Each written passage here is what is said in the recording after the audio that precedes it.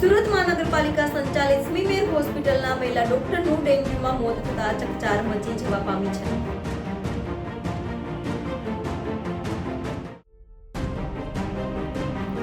સુરતમાં હાલ ડેન્ગ્યુનો વાવર જોવા મળી રહ્યો છે, ત્યારે સુરત મહાનગરપાલિકા સંચાલિત સ્મીમેર હોસ્પિટલના મહિલા ડોક્ટરનું ડેન્ગ્યુમાં મોત નીપજ્યું હોવાનું સામે આવ્યું છે. ડોક્ટર ધારા ચાવડાનું ડેન્ગ્યુ થતાં હોસ્પિટલે ખસેડાયા હતા, જે તેઓનું મોત નીપજ્યું હતું. સ્મીમર હોસ્પિટલમાં ગંદકીને લઈ ડેન્ગ્યુથી મહિલા ડોક્ટરનું મોત થયું હોવાની ચર્ચા જોવા મળી હતી. તો હોસ્ટેલ પરિસરમાં મચ્છરોનો ઉપદ્રવ હોત, અગાઉ દારૂની બોટલો પણ મળી આવી હતી. ત્યારે સ્મીમેરમાં જ ગંદકીને લઈ મહિલા ડોક્ટરનું મોત થતાં ચકચાર મચી ગઈ છે.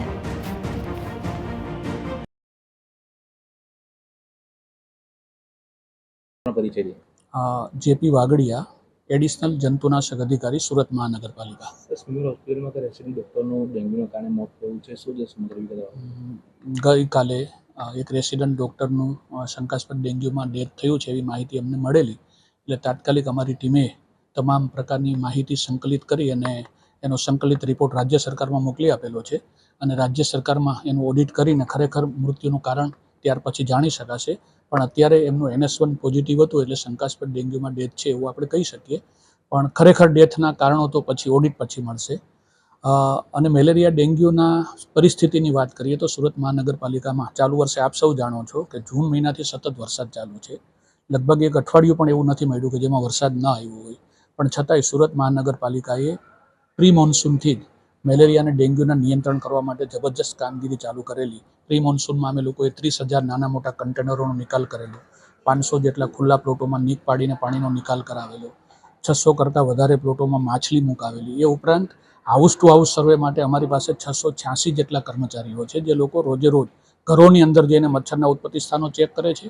અને આ ટીમો દ્વારા ઓગસ્ટ મહિનામાં 26 લાખ ઘરોની અંદર સર્વે કરવામાં આવેલું છે.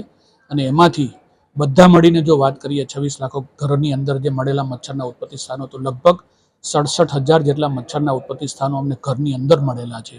લોકો જે વારંવાર બેદરકારી રાખે છે અને પોતાના ઘરમાં મચ્છરની ઉત્પત્તિ થાય એવું વાતાવરણ રાખે છે, એવા લગભગ 7,000 કરતાં વધારે લોકોને અમે નોટિસો ઇસ્યુ કરી છે અને 22 લાખ રૂપિયા જેટલો વહીવટી ખર્ચ વસૂલ કરેલો છે.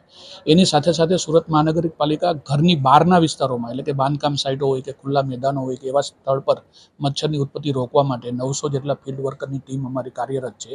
અને આ ટીમ દરેક બાંધકામના સ્થળો પર જાય છે, દર અઠવાડિયે ઝુંબેશ કરે છે. અઠવાડિયામાં આખા સુરત શહેરને કવર કરવામાં આવે છે. અને એમાં અમને ગત ઓગસ્ટ મહિના દરમિયાન લગભગ 631 જેટલી જે અમારી બાંધકામની સાઇટો છે, મોટી સાઇટો, એમાંથી 4,000 જેટલા મચ્છરના ઉત્પત્તિ સ્થાનો મળેલા. આથી અમે લોકોએ 400 જેટલા બાંધકામના ઓર્ગેનાઇઝરોને નોટિસ પણ આપી છે અને લગભગ 27 લાખ જેટલી પેનલ્ટી પણ કરી છે. અને દર શનિવારે આ ઝુંબેશ અમારી ચાલુ છે અને થ્રુ આઉટ યર આ સર્વેની કામગીરી અમારી ચાલુ જ રહી છે.